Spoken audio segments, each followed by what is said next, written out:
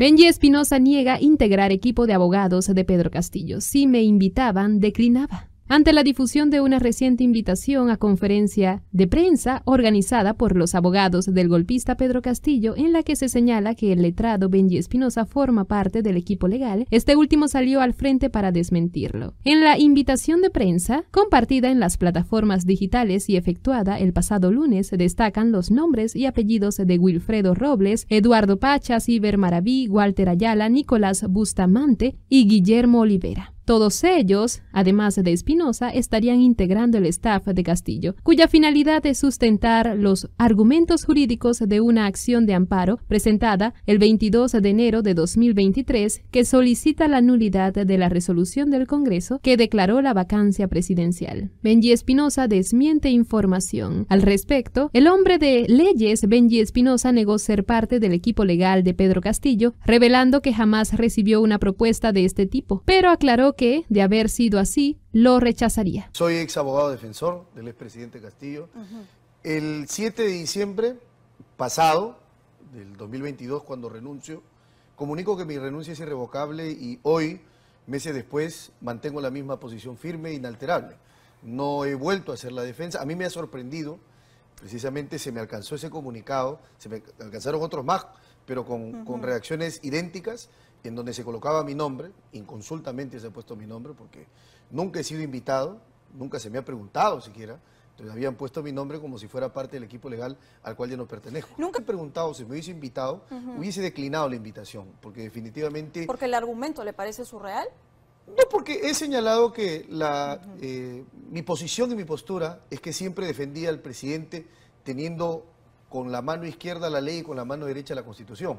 El presidente me deja, cuando lee el mensaje, me deja sin la mano derecha, me deja sin la Constitución, porque precisamente... No cree en nueva teoría de abogados. Durante la conferencia de prensa, el letrado Eduardo Pachas aseguró que su patrocinado iba... punto por punto, en más de 60 páginas, y 40 horas, y que se vio obligado a leer el discurso. Fue arrinconado, emboscado y con amenazas de muerte a su persona. Que ese día, si no se le suspendía o se le vacaba, se le iba a matar.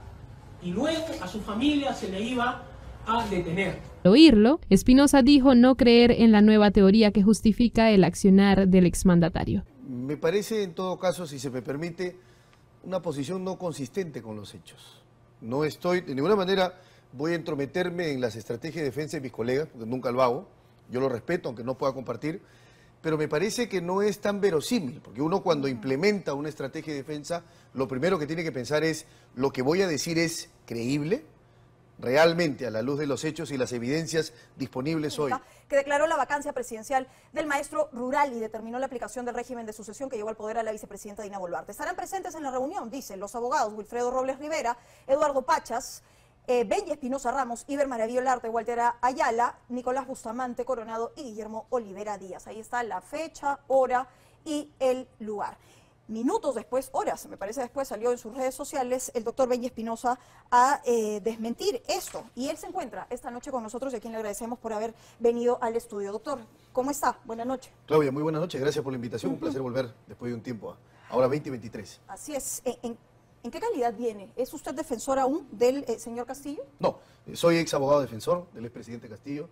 El 7 de diciembre pasado, del 2022, cuando renuncio, comunico que mi renuncia es irrevocable y hoy, meses después, mantengo la misma posición firme e inalterable.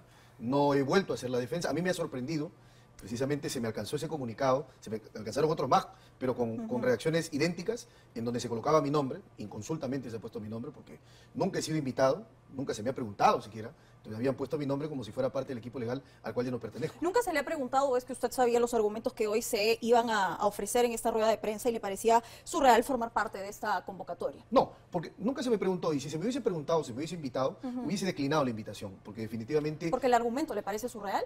No, porque he señalado que mi posición y mi postura es que siempre defendía al presidente teniendo con la mano izquierda la ley y con la mano derecha la Constitución. El presidente me deja, cuando lee el mensaje, me deja sin la mano derecha, me deja sin la Constitución, porque precisamente había, a mi modo de ver, infringido la Constitución. ¿De un golpe de Estado, entonces? Claro, un intento de golpe de Estado, porque finalmente no ocurrió, porque finalmente no pasó lo que se pretendía, pero intentó y finalmente se apartó del marco constitucional. El apartarse, yo había realizado una defensa ardorosa y apasionada y muy intensa, siempre bajo el marco de la Constitución. Ahora, ¿por qué cree que usaron su nombre el día de hoy? ¿Cómo es que, o quién en todo caso? ¿El doctor Pachas, el doctor Ayala, ¿no? O el doctor Olivera, que fueron los tres que estuvieron el día de hoy? No lo sé si ellos o alguien del equipo o alguien, no sé, que ha querido llamar la atención o a lo mejor provocar una información que es absolutamente errada. Por eso es que por Twitter tuve que desmentir ese corrillo que se estaba circulando en el que yo supuestamente iba a participar en una conferencia de prensa legal, ¿no? Yo les decía, ¿no? 6 meses después aparece una nueva teoría y vamos a escuchar qué fue lo que dijo hoy el doctor Eduardo Pachas. Este día, por escrito y en primera persona, el presidente Castillo ha detallado, punto por punto, en más de 60 páginas y 40 horas, y que se vio obligado a leer el discurso. Fue arrinconado, emboscado y con amenazas de muerte a su persona. Que ese día, si no se le suspendía o se le vacaba, se le iba a matar. Y luego a su familia se le iba a detener. Él iba a ser emboscado, lo iban a matar, ¿no? ¿Qué lectura le da? ¿O qué opina en todo caso de lo que está diciendo el doctor Pachas? Me parece, en todo caso, si se me permite, una posición no consistente con los hechos. No estoy, de ninguna manera, voy a entrometerme en las estrategias de defensa de mis colegas, porque nunca lo hago. Yo lo respeto, aunque no pueda compartir. Pero me parece que no es tan verosímil, porque uno cuando implementa una estrategia de defensa, lo primero que tiene que pensar es, ¿lo que voy a decir es creíble? Realmente, a la luz de los hechos y las evidencias disponibles hoy, ¿podemos llegar a una conclusión de esa naturaleza? Entonces esa defensa no es técnica, es una defensa delirante. Es una defensa que por lo pronto para ellos puede ser consistente, a mi modo de ver no lo es, creo que es inconsistente. Creo que hay una defensa que puede tener mayor consistencia y que se reposa en discutir si se siguió o no el procedimiento del 89 del reglamento del Congreso en relación al procedimiento de vacancia. Que me parece una discusión más interesante, porque jurídicamente, acá estaba el doctor Borea, y ha planteado la hipótesis de que cuando Castillo lee el mensaje, entonces a él ya no se le aplican las reglas de la democracia y por tanto no había que seguirle el procedimiento del 89 del reglamento del Congreso. Cuando yo considero que no es así, porque el debido proceso prima en el cielo, en el infierno, en la noche o en el día, siempre. Vamos a hacerlo menos técnico porque quien nos está viendo hasta ahora seguramente no tiene un reglamento del Congreso a la mano Claro. para saber cuál es el artículo 89. Pero sí hay algo importante en el debate que podemos discutir, que es finalmente lo que ha zanjado la Suprema. Pero antes tenemos otro audio del doctor Pachas el día de hoy en esta conferencia de prensa. Escuchemos. Ha denunciado detalle por detalle el hecho, cómo es que ha sucedido el 7 de diciembre y la forma y circunstancias que, sabiendo y conociendo que no se iba a lograr un golpe de Estado, es que el presidente Castillo toma esta decisión por estrategia jurídica de leer ese discurso sabiendo y conociendo que desde las 6 de la mañana y por obra y gracia del señor general Chávez Cresta, hoy ministro de Defensa, ya tenían un plan para acabar definitivamente con el gobierno del señor Pedro Castillo. Y esto, él toma esta decisión, lee este discurso, sale por la puerta donde están todas las cámaras y es detenido con arma en mano y con el ánimo de matarlo en la avenida Wilson. Cualquier persona que ve ese video puede darse cuenta que no era necesario la forma brutal y apuntarlo a un hombre, presidente Castillo, que solamente tenía una niña de 8 años llamada Londra, su hija Jennifer y su esposa. No había armamento, ni nadie apuntaba con armamento para que se utilice la brutalidad que se utilizó. Bueno, y nuevamente, ¿no? Del círculo, por supuesto, más íntimo del presidente no vamos a hablar, pero ¿esto le parece más una narrativa que una estrategia de defensa?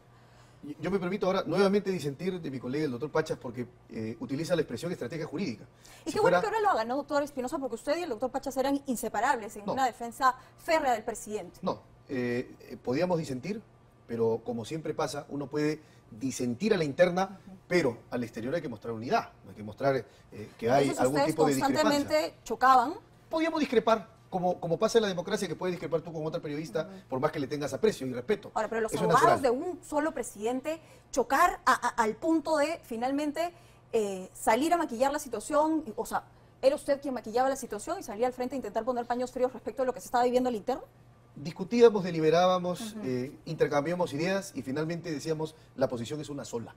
Entonces eso era muy claro. Pero, ¿qué pasa con el tema de estrategia jurídica? Lo que ocurre es que si fuera una estrategia jurídica, tendríamos que haberla conocido quien te habla y el doctor Palomino Manchego, que íbamos a defender al presidente ante la moción de vacancia en el Congreso, y eso no fue así. Es decir, no se deslizó como una hipótesis defensiva o como una acción defensiva la lectura de un mensaje. Fue sorpresiva para todos. Ahora, usted ha hecho mención a un artículo del reglamento del Congreso. ¿Por qué nos mantenemos en esta constante? ¿No?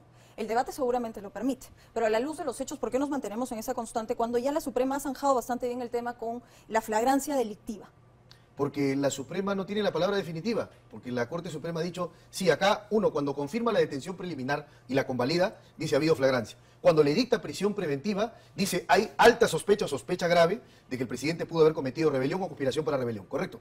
Pero lo que digan ellos no es la última palabra, porque la discusión ahora está en el ámbito de la justicia constitucional. Hay muchísimos casos donde la Corte Suprema dice hay flagrancia o hay elementos para la prisión y en donde la justicia constitucional le enmienda la plana y dice se ha equivocado, no ha motivado bien, no es correcto. ¿La discusión está por la preventiva o por la restitución del presidente tal como lo señalan hoy sus defensores? Hay dos discusiones, entiendo. Una es por la prisión ¿Para preventiva. ustedes es viable que se restituya todo al estado anterior del 7 de diciembre? Desde O sea, el punto- que Pedro Castillo vuelva a ser presidente de la República. Desde el punto de vista estrictamente jurídico y tal como siempre acostumbro a dar mis opiniones, solo con lente jurídico y no político, concretamente lo que ha pasado acá es que ha habido un irrespeto del debido proceso parlamentario.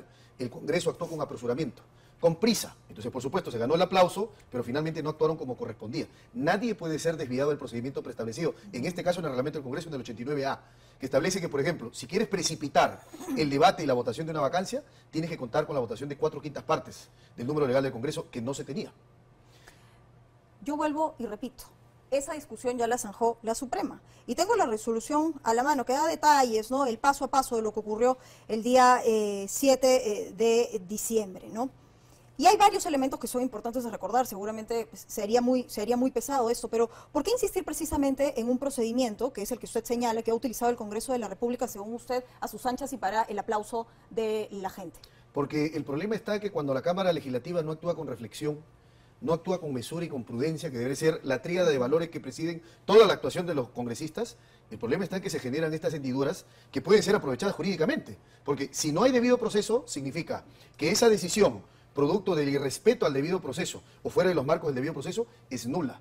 Y lo que viene después también, que es la sucesión constitucional. Le leo la séptima, ¿no? Que se aleja de lo que usted está diciendo, que la noción de flagrancia y las consideraciones que habilitaban un procedimiento expeditivo para acordar el levantamiento de la prerrogativa del antejuicio y la declaración de haber lugar a la formación de causa penal están desarrolladas en otro de los fundamentos de esta resolución. Cabe enfatizar que sí existió un expreso debate y una puntual votación, acuerdo y expedición de una resolución acusatoria de contenido penal. Ya, y yo discrepo muy respetuosamente con esa posición, porque lo que se dice es, hubo expreso debate, hubo votación. La pregunta es, ¿llamaron al presidente Castillo para que se defienda? Estaba detenido, lo podían llevar al hemiciclo. Dos, llamaron a sus abogados, me llamaron a mí, nunca me llamaron. Ahora, a otros abogados que se hayan apersonado, por ejemplo, el doctor Aníbal Torres, que era abogado de Castillo en ese momento, lo llamaron tampoco. Entonces, esa es la discusión que tenemos que empezar a realizar. ¿Actuó bien o no actuó bien el Congreso? En mi opinión, no lo hizo. La flagrancia parece que zanja, según la Suprema, esta situación. Y a la luz de los hechos, le pregunto a usted, porque lo he leído en otros y escuchado en otros lugares, que para usted no se cumple el peligro procesal. Y le pregunto, ¿tiene arraigo el señor Castillo? Sí, claro. ¿Cuál es? Arraigo como para quedarse en el país y ser ubicado, sí. ¿Cuál es el arraigo fundamental? El arraigo es que eres conocido por cualquiera y tu capacidad de ocultamiento es menor que la del resto. Probablemente, si tú comparas a Pedro Castillo, que lo conoce todo el Perú, con una persona anónima, esa persona anónima puede ocultarse más A Juan fácilmente. Silva lo conocía todo el Perú, tiene un año prófugo. Así, pues, doctor esa es la Espinosa. situación de Silva. Lo que pasa es que hay algunas situaciones que se presentan, pero que no cambian el criterio de lo que hay que razonar. Hay que razonar, en realidad, una persona así, ¿ostenta los riesgos procesales o no? Cosa distinta es si hay elementos de convicción o no en su contra. Sí, y vaya que lo sabe, porque ahora usted, después de algún tiempo de haber dejado la defensa del presidente, son 18 las personas que están colaborando eficazmente con diferentes investigaciones. Antes usted cree en la inocencia, a ciegas, del presidente Castillo, como lo ha dicho. ¿Cuál es su situación ahora? ¿La misma? Nunca la creí ni a ciegas ni tapándome un ojo. Yo siempre creí en lo que la Constitución manda. Soy abogado, soy profesor de Derecho y entiendo que mientras una sentencia condenatoria firme no diga que Castillo es culpable, yo no tengo por qué insinuar su culpabilidad o enarcar la ceja para creer que es culpable. Entonces, a la Salatiel Marrufo miente y la colaboración eficaz en este país es cualquier cosa. No, pero Marrufo puede mentir. El abogado no se quedó callado ante esta situación y aclaró lo sucedido. ¿Crees que lo incluyeron por error? Te invitamos a dejar tus opiniones, a suscribirte y darle a la campana de notificaciones. Hasta luego.